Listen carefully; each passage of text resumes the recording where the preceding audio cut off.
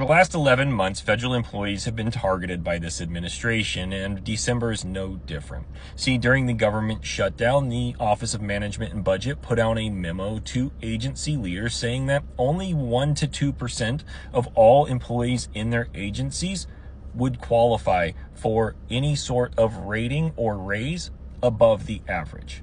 Now, federal employees are getting a 1% raise this year, which for the average employee does not cover what their health insurance premiums are going up by. It doesn't cover the changes in the tax code for next year either. And it hasn't covered inflation for a decade. So federal employees are once again going to be losing money to continue to work for you and I. And the majority of them relied upon doing extra work, going above and beyond required specifications.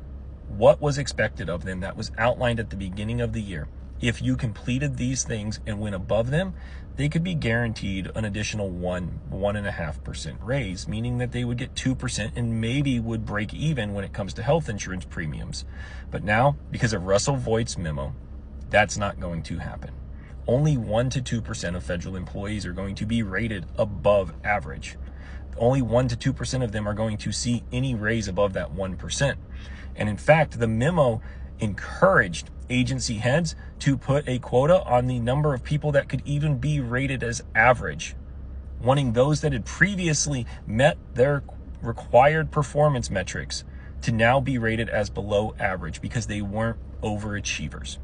So they want overachievers, people who have overperformed, to be rated average, and they want those who met their performance metrics to be rated below average, not receiving a raise at all, and having a negative mark on their record for employment.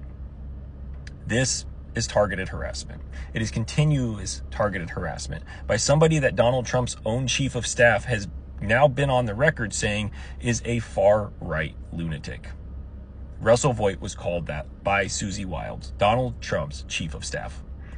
And you can see why. Because he continuously targets federal employees when he himself has spent the majority of his life as one.